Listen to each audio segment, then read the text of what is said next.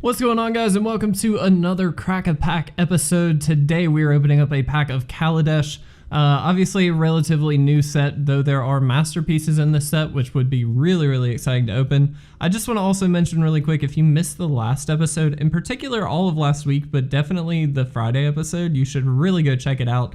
We opened a pack of Masters 25 and it was exceptional. Normally, obviously with a Masters set, you expect a little bit higher value, but in that instance, we really pulled a good card, so definitely check that out. Every once in a while we get a good pack like that, so I just like to throw that one out there. But today we are on Kaladesh, and of course we're going to do the best we can to figure out what our pack one pick would be if we were actually drafting this. So we'll go through every single card, we'll figure out and talk about all of the cards, and then hopefully be able to determine what a reasonable first round pick would be. I did draft a little bit of this set, not a ton, so I'll do the best I can, but we do kick off our comments here with Aradara Express. I hope I'm saying that correctly. It is an 8/6 for 5 mana. It does have Menace, and then it has Crew Force. So vehicles were a really big part of this set. They required a crewing creature or multiple creatures to actually use as creatures. Basically, they sit on the field as an artifact. If you would like to attack with them or block with them or use them as a creature, you tap any number of creatures you control with a total power of 4 or more, in this case, as it is Crew 4.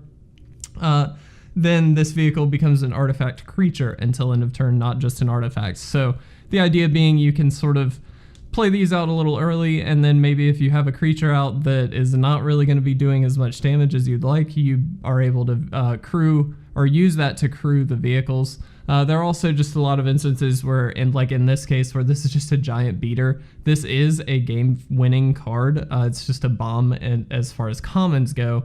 And so I actually really like this card. I didn't get to play with this card, so I don't know necessarily if it's like a great first pick, but I do quite like it. Thriving Turtle is 1 blue for a 0/3. When it enters the battlefield, you get 2 energy. 2 energy counters. Also, energy is a mechanic in this set that was very unique to this block.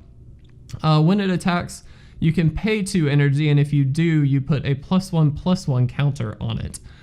This is an interesting card. Normally, I'm really against cards like this, and I'm not saying that this is a great card by any means, but a 0/3 for 1 blue mana is going to stall a lot of aggro decks.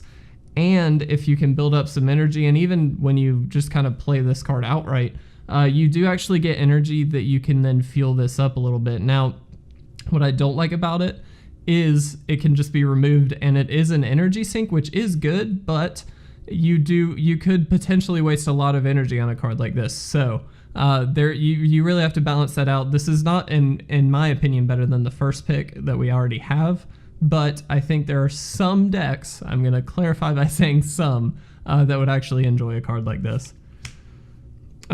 Fortuitous Find. I am very bad at names. It's a sorcery for 2 and a black. You choose one or both. So return target artifact card from your graveyard to your hand, or return target creature card from your graveyard to your hand. So this really hits a lot of the vehicles. It also hits any creatures, anything like that. Normally, these cards are just kind of okay. I'm not opposed to playing them, but they are not first picks ever, in my opinion. It is really nice to bring up some recursion. I prefer, obviously, I'm a cube player, so I prefer things like Eternal Witness where it's on a stick. In this case, it's a standard set. You're not really going to get that, but perfectly fine 3-drop. Not something that I'm super excited about, though. Propeller Pioneer. It is a 2/1 for 3 and a white. It does have flying, and it has Fabricate 1. Another new mechanic to this set: when this creature enters the battlefield, you put a +1/+1 counter on it, or you create a 1/1 colorless servo artifact creature token. So it's either basically a 2-for-1 in terms of creatures, or it ends up being a 3/2 with flying for 4 mana. Either one is pretty good, actually. I really like the go wide strategy personally, especially in white. I think that's a really good way to go. But this is already a flyer. It's going to be evasive. It's hopefully going to get in some damage. I like this card. Again, not amazing. It's sort of just a solid 4-drop. I think it's probably an average 4-drop, to be honest. That being said, I could be wrong. Not first pick in my mind. Consulate Skygate is a 0/4 for 2 of any color. It's an artifact wall, so it does have Defender, but it also does have Reach, so it can block creatures with flying. Not a fan of this card at all.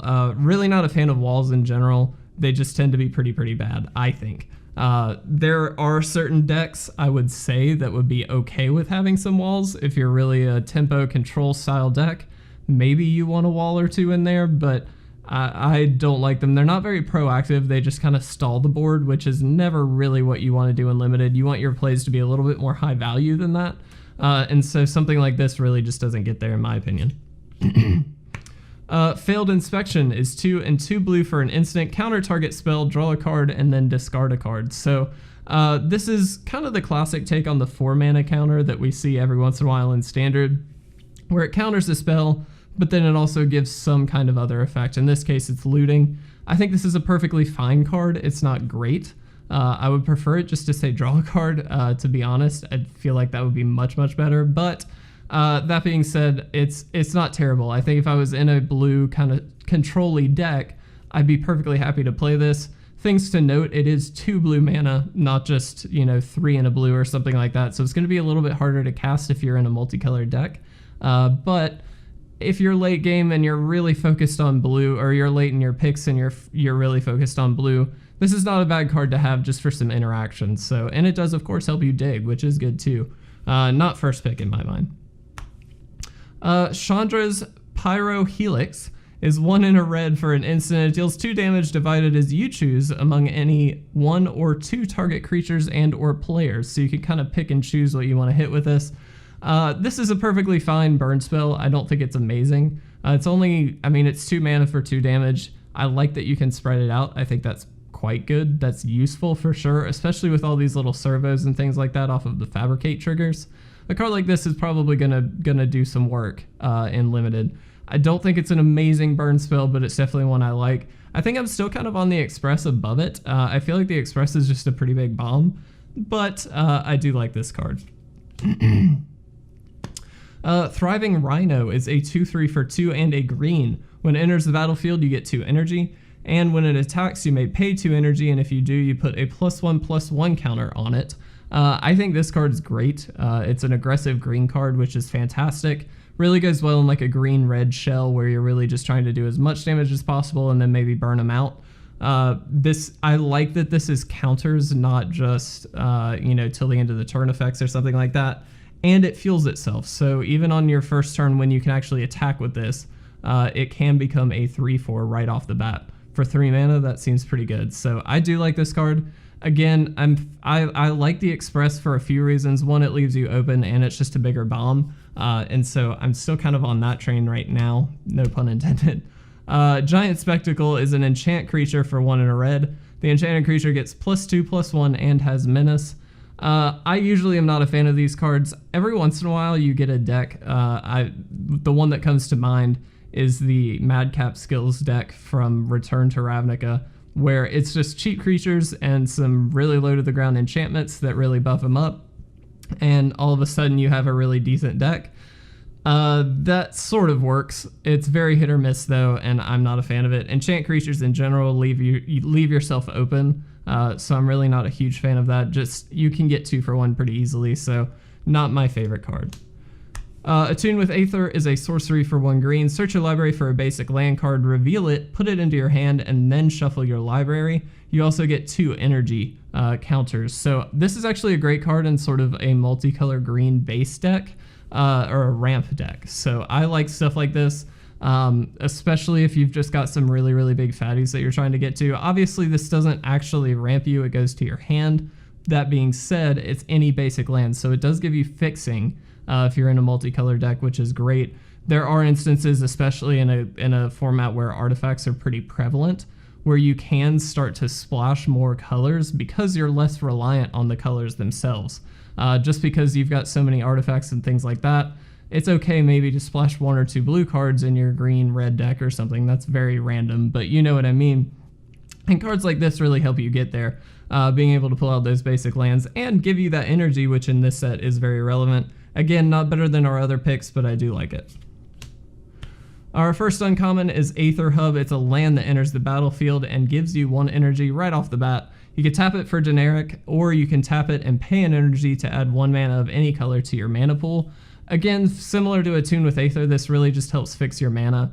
This is a perfectly fine card in a multicolor deck. I think it's actually quite good in an energy-based, 3-color deck, something like that. That being said, definitely not first pickable. Malfist Doorbuster is a 4/2 for 3 and a red. When it enters the battlefield, you get 2 energy, and when it attacks, you may pay 1 energy, and if you do, target creature can't block this turn. I think I actually like that better than the Express. This is just a really, really hyper-aggressive card. Being able to stop your opponents from blocking you in a red deck seems great. That's exactly what you want. So I really like this card. Probably better than the Express in my opinion, and just gets the job done quicker. Underhanded Designs is an enchantment for 1 and a black. When an artifact enters the battlefield under your control, you can pay 1, and if you do, each opponent loses 1 life and you gain 1 life. You can also pay 1 and a black and sacrifice it to destroy target creature. Activate this ability only if you control 2 or more artifacts. This is an interesting card. In theory, it can be quite good. I like the ability to drain your opponent. I think that keeps you alive while also forwarding your game plan of beating them. And I do like that you can destroy a target creature, but there's so many little caveats to this, and it's just a lot of mana investment when it comes to actually draining your opponent. I'm not as big a fan of this. That being said, I could be wrong on this one. This could be one of those cards that's actually really quite good, and I just don't know it. So I will freely admit I might be wrong on that one. And our rare is Bomat Courier. So it's a 1/1 for 1 mana. It does have haste, and when it attacks, exile the top card of your library face down.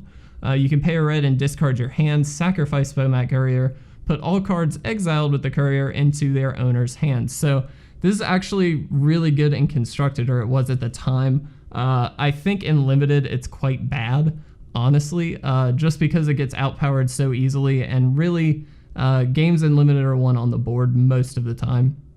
And so it's going to be really, really easy for your opponent to either just burn it out, which they will do immediately, or just outpower it on the field, and then it can't really do its thing. So not a huge fan of this card in limited in particular, but it is a very good, powerful card. And that is it. So I think pretty clearly to me, Malfist Doorbuster is going to be the pick. I might be wrong. Feel free to disagree with me in the comment section below, as always, but that is definitely what I would pick. If you enjoyed this video, please make sure to leave a like or a comment down below. If you really enjoyed it, then please make sure to subscribe to stay up to date on all of our awesome content. But with that, I'm going to get out of here. Thanks for watching, guys. I'll see you in the next Crack a Pack video.